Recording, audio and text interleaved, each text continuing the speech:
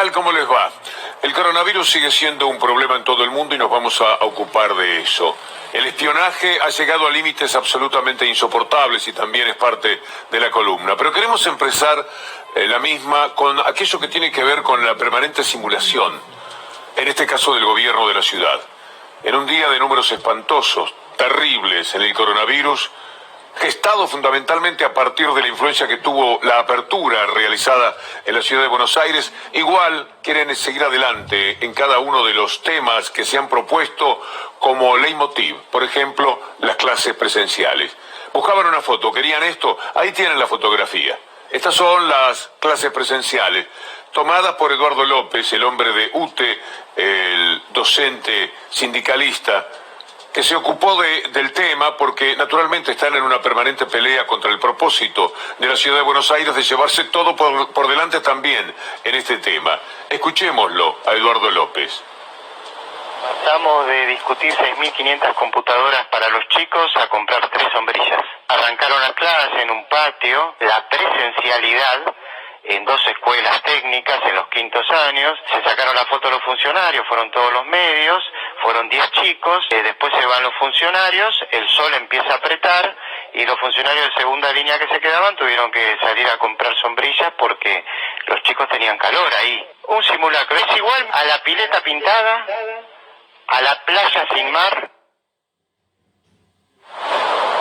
Es que no les importa nada, se llevan todo por delante. Mientras nos tienen ocupados en esa clase presencial, en esa fotografía que usted acaba de ver, siguen robándose la ciudad. Les contábamos hace un tiempito nada más los grandes terrenos atrás del Sheraton, en una zona carísima de la ciudad de Buenos Aires para los amigos, para los amigotes de Rodríguez Larreta. Pero ahora están con lo de Costa Salguero. ¿Hay alguna esperanza todavía el 29 de noviembre? Ustedes pueden anotarse desde el 29 de octubre en adelante para que sean los vecinos de Buenos Aires los que estén presentes allí, como bien lo señalaba hoy Gabriela Cerruti. Nos parece muy importante que si la audiencia pública del 27 de noviembre es muy fuerte, poderosa, van muchísimos ciudadanos, muchas organizaciones, no solo ambientalistas, están los arquitectos, hay una cantidad de gente oponiéndose a este proyecto de privatización del río. Si es muy potente y poderosa la audiencia pública del 27 de noviembre, podemos dar vuelta a la historia y recuperar el río. El 27 de noviembre es la fecha. A Larreta no le importa nada. Sigue. Si consiguió que la ciudad de Buenos Aires olvidara la responsabilidad, fuera la primera en cuanto al aislamiento más severo, que hubiera evitado tanta muerte como la que tenemos ahora y tantos contagios, mucho menos le puede importar que todos nos demos cuenta cómo estafa a la ciudad, cómo se la roba con los votos de 35 legisladores que se parecen junto con él a Alibaba y los 40 ladrones. Pero no le importa nada. Tampoco la vida de quienes trabajan como enfermeros, como médicos en la ciudad de Buenos Aires. Mire esto que nos cuenta un enfermero del Ramos Mejía. Yo saqué en este momento 35.000 pesos, más en mano, digamos. Están por debajo de la línea de pobreza. Están los enfermeros y técnicos por debajo de la línea de pobreza, por eso estamos insistiendo también al gobierno de la ciudad que se ponga a tono la reta con un aumento de salario digno y con un plus sanitario que el ministro Quiroz se comprometió acá en el hospital ante nosotros, ante cuerpo delegado, de otorgarnos un plus sanitario digno a todos los trabajadores del hospital. No se lo dieron. Todavía no se lo dieron. Vos me decís que vino Quiroz acá, le prometió. Vino Quiroz aquel día al hospital y se comprometió a otorgarnos un plus sanitario digno. ¿Se lo dijo a vos? A todo el cuerpo delegado delante del director, que estaba de acuerdo con otorgar un plus sanitario digno a toda la primera línea, a todos los trabajadores de la salud.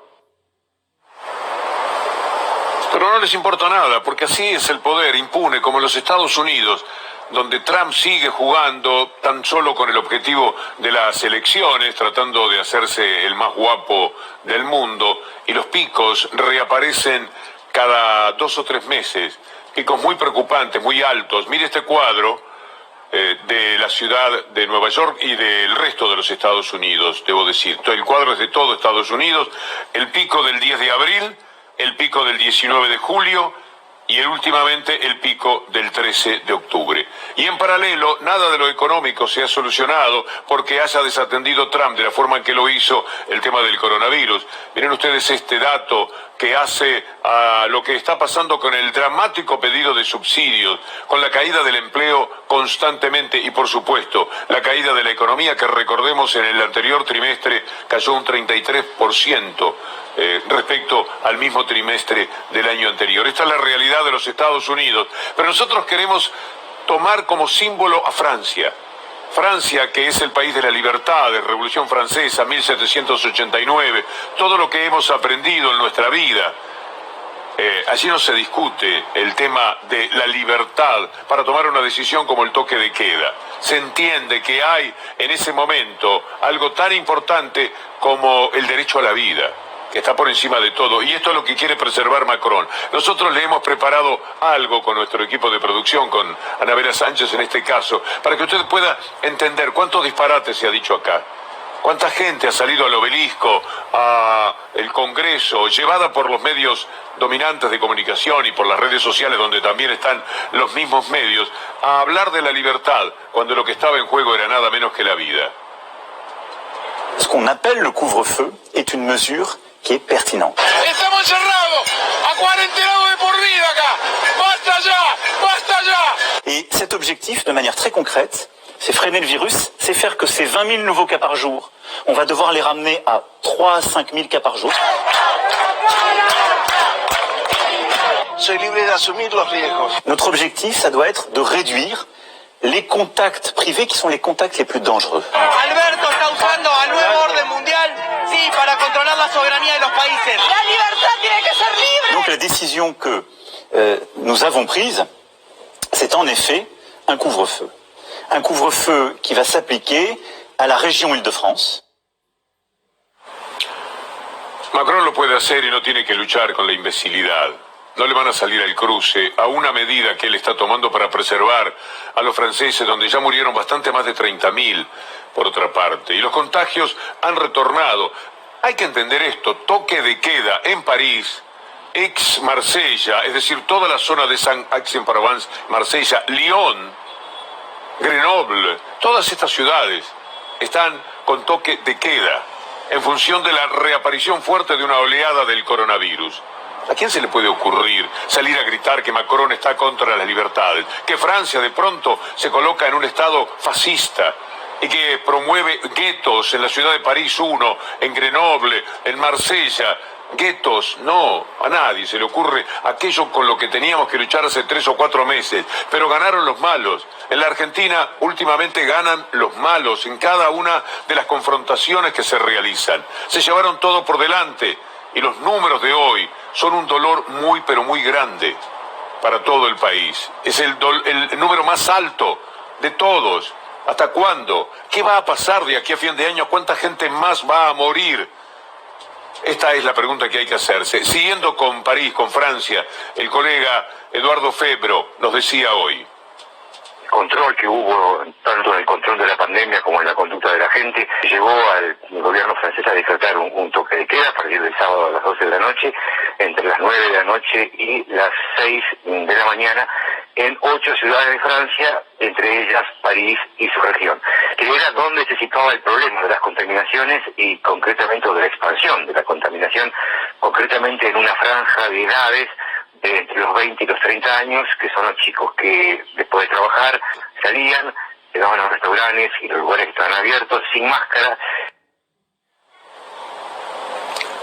Pero aquí al poder real no le importa nada. Vive dentro de un marco de absoluta impunidad, de protección entre medios de comunicación, diputados de la derecha y la gente que sale enloquecida de vez en cuando a caminar Buenos Aires.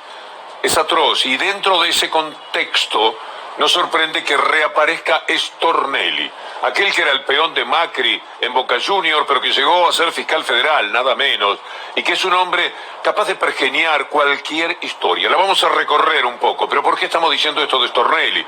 Si estaba mirando el diario, con Pablo Dugan, por supuesto lo saben, la programación de C5N, se ha hablado insistentemente de una de las mayores locuras, actos demenciales de Stornelli.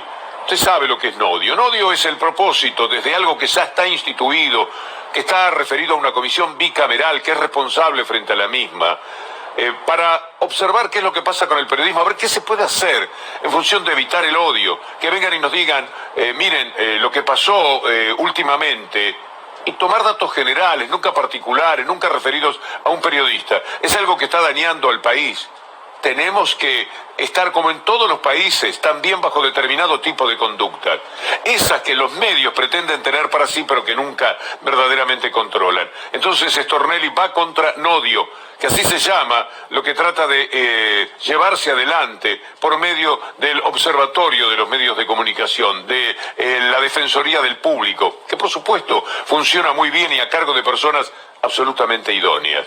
Pero Stornelli escribió que esto es volver a la mazorca de Rosas, que esto es entrar de nuevo al fascismo, que esto quita libertades a la gente, siempre con esta idea, siempre manejándose con esa falsedad, con esa fealdad que caracteriza cada una de las decisiones. Lo que ha escrito Stornelli no solamente es un insulto a la verdad, es un insulto también a su propia carrera, a la de un hombre que tiene alguna relación con lo jurídico y que no recorre ninguno de esos caminos. El texto es puramente pretensión literaria, no tiene nada. ¿Sabe por qué no puede tener nada? Porque no pasó aún algo que pudiese configurar, aunque fuera mentira, un delito. Porque nada se ha hecho, no se puso esto ya en camino. Es un proyecto, es una idea. Imagínense considerar un delito, una idea de algo que se va a hacer. En todo caso, que también sería un mamarracho, pero por lo menos sería más prolijo jurídicamente, esperar a que se genere un acto y luego sobre ese acto anunciar que se trata de un delito. Mire lo que hace Stornelli. Esta es una especie de metáfora de su propia vida. Sabiendo que los periodistas lo podían esperar, salió, como lo podemos ver a continuación, y cruzó la primera bocacalle que tuvo en rojo, porque está acostumbrado a llevarse todo por delante. Ahí va Stornelli, que nada respeta. Aquel Stornelli que veíamos hacer apología del delito cuando elogiaba a Fariña, porque Fariña se comportaba como un cómplice del establishment, y entonces en programas de televisión que funcionaban de la misma manera, él decía esto sobre Fariña.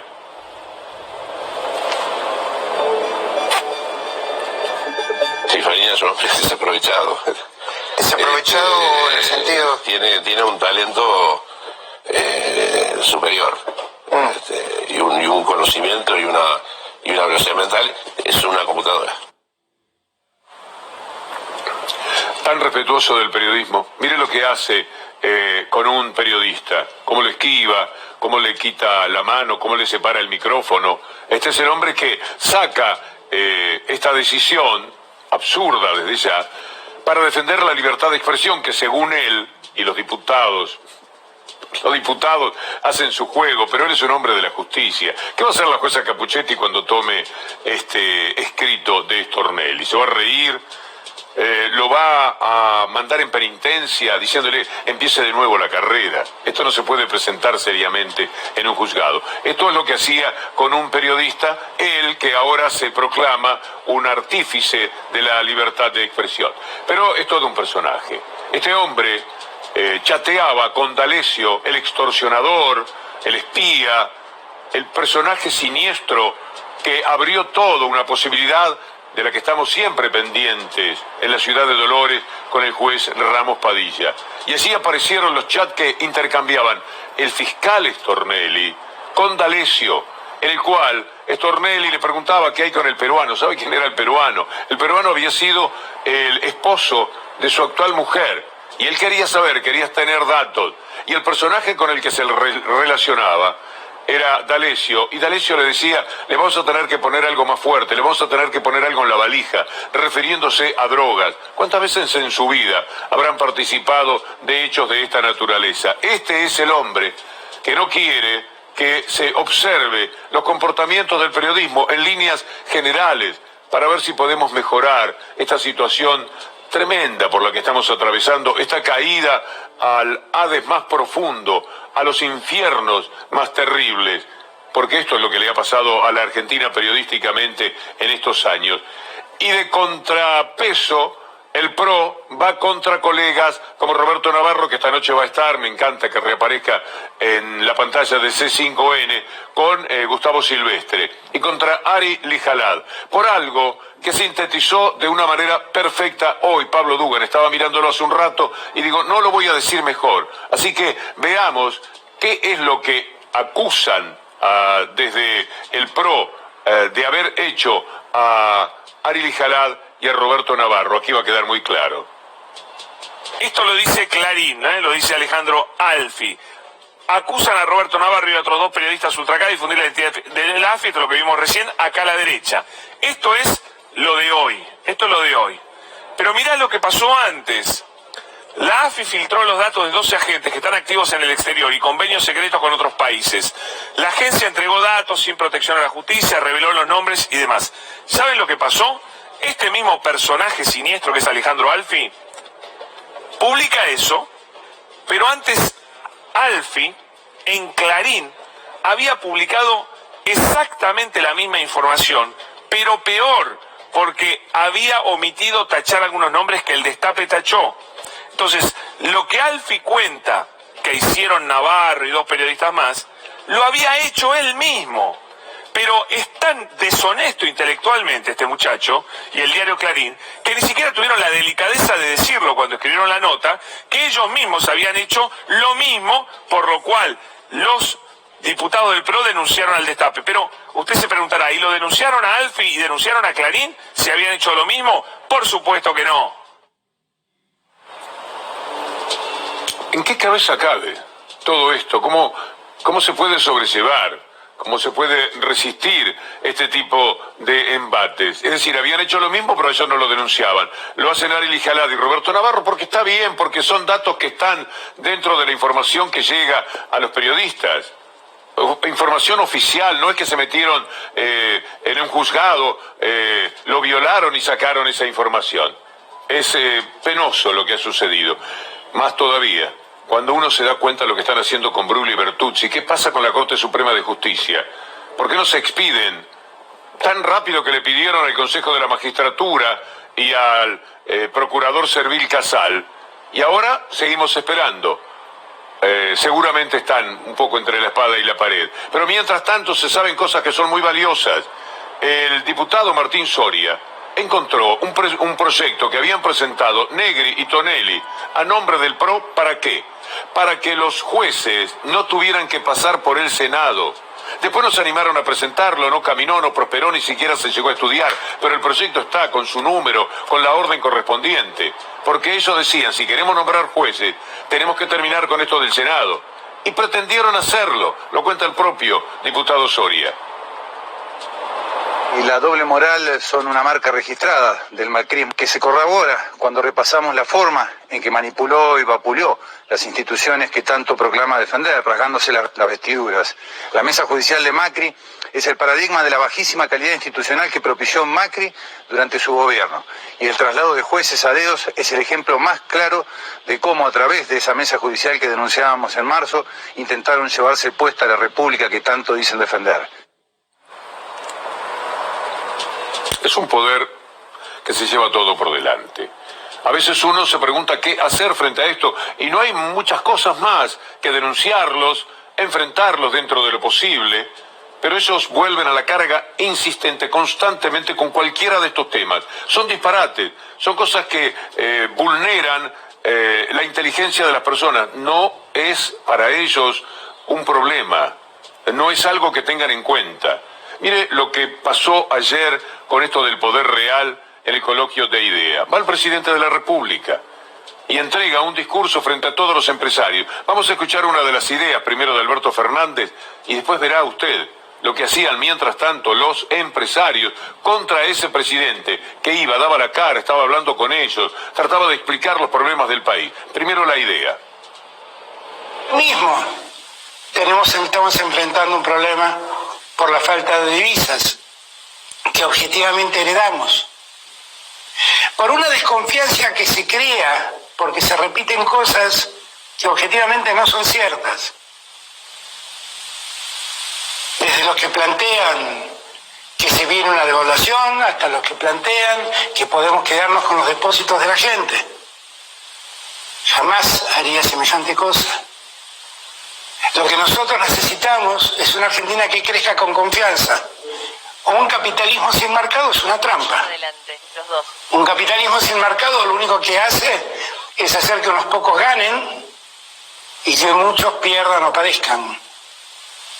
Ahora, ese capitalismo y ese mundo empresario, esa inversión privada, necesita también vincularse con el Estado. Porque un capitalismo sin Estado es la selva misma. Es un mundo sin reglas. Es un mundo donde gana, básicamente, el más fuerte, el más poderoso, y pierde el resto. Vení.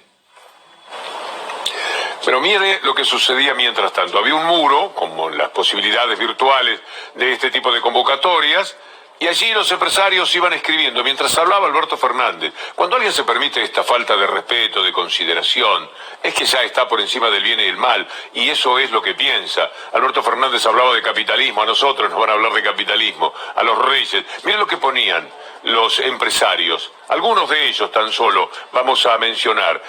Uno es Alejandro Gaviansky. Alejandro Gaviansky escribía, es hombre de Hit Group, la constructora Hit Group, escribía: su palabra está tan devaluada que no es creíble. Qué falta de consideración. Esto pues, se puede decir hoy día de Alberto Fernández desde su condición de presidente. ¿Qué ha hecho para merecer semejante apreciación? Veamos otro, que se llama Rodolfo Ardengui, de la consultora Ciati. ¿Qué escribía mientras estaba hablando Alberto Fernández? Una humilde sugerencia al presidente: que se junte con sus compañeros competentes. Este era el más fácil quizás de sobrellevar. Un tal doctor Eduardo Güemes, del estudio Becar Varela. ¿Sigue hablando? Eso decía, sigue hablando. El presidente de la República que iba al coloquio IDEA, porque además estaba invitado para ir. Sigue ahora Héctor Poli, director de la petrolera Plus Petrol. El presidente dice cosas que Cristina contradice. El problema de desconfianza es que él no se le planta. Parece que manda ella. Por eso no le puedo creer. Otro más de los empresarios. Este se llama Facundo Fabeluques, de la tecnológica BVS, relator del pasado. Está hablando Alberto Fernández en el coloquio IDEA, al que lo han invitado especialmente. Está diciendo de corazón un discurso en el que trata de establecer en qué situación está en estos momentos el país. Y este personaje le ponía relator del pasado. Y por último, Santiago Pordelane, de la tecnológica Equifax. El día que hagamos una autocrítica integral, y no solo la crítica del predecesor como causante de todos los males, estaremos en condiciones de salir. Esto pasaba mientras hablaba Alberto Fernández en el coloquio IDEA, y decía cosas como estas. Y lo que necesitamos es que los empresarios, de una vez y para siempre, entiendan que tenemos que trabajar juntos para desarrollar a la Argentina.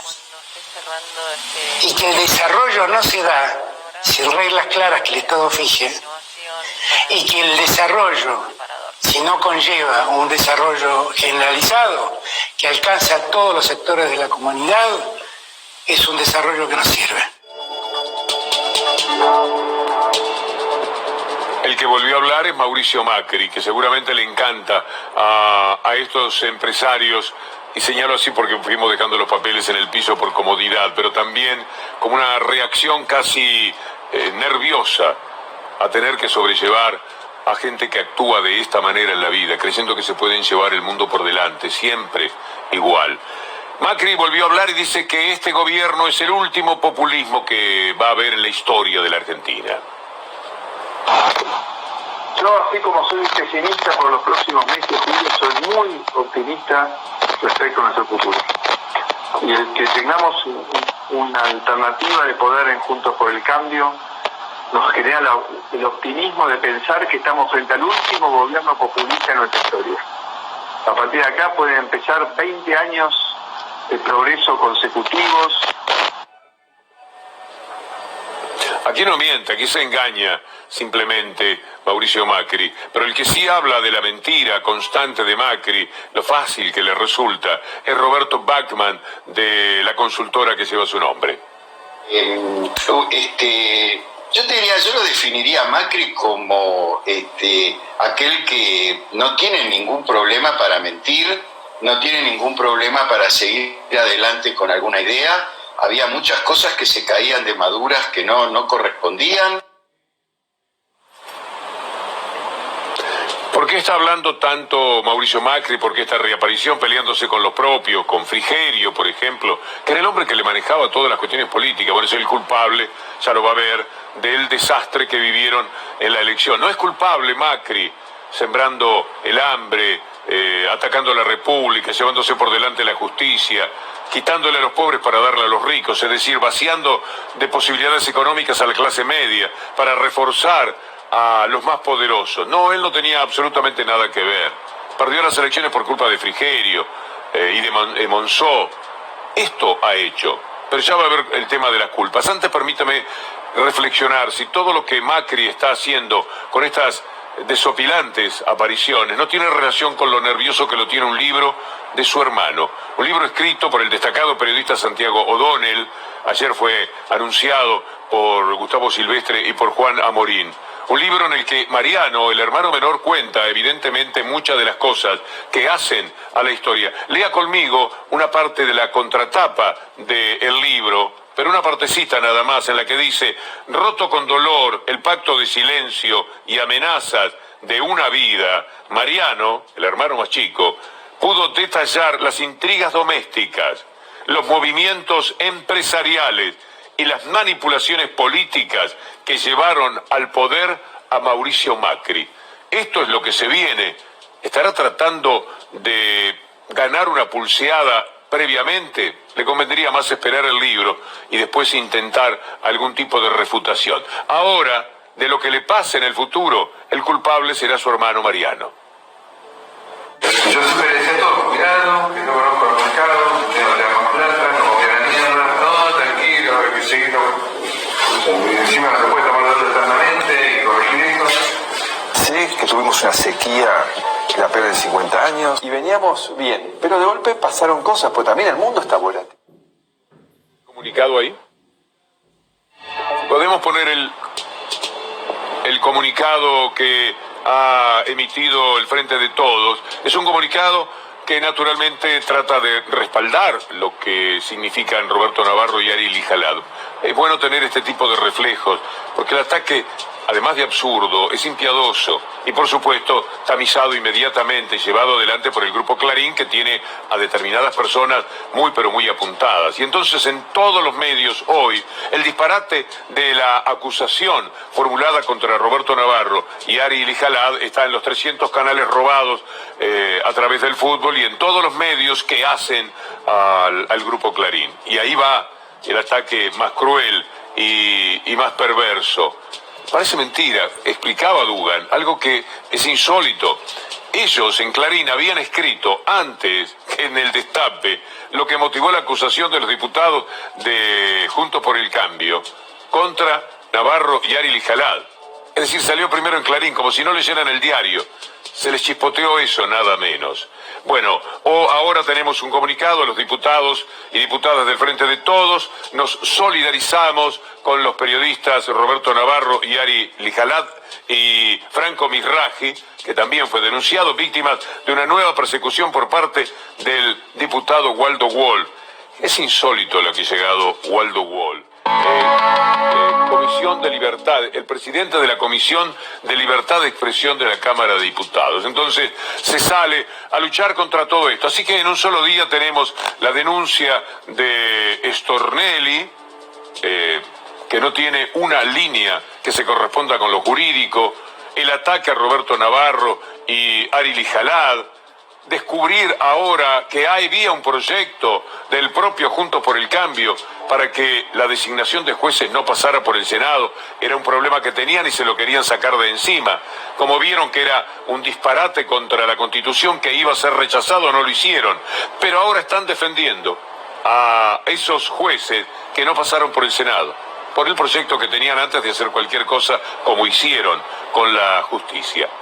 Gracias a Anabela Sánchez, Julián Capazo, como siempre, Leandro Gabriele. Los dejo con Pablo Dugan y después Gustavo Silvestre. El gusto de haberlos acompañado. Reaparece para quien les habla mañana, Dios mediante. Muchas gracias.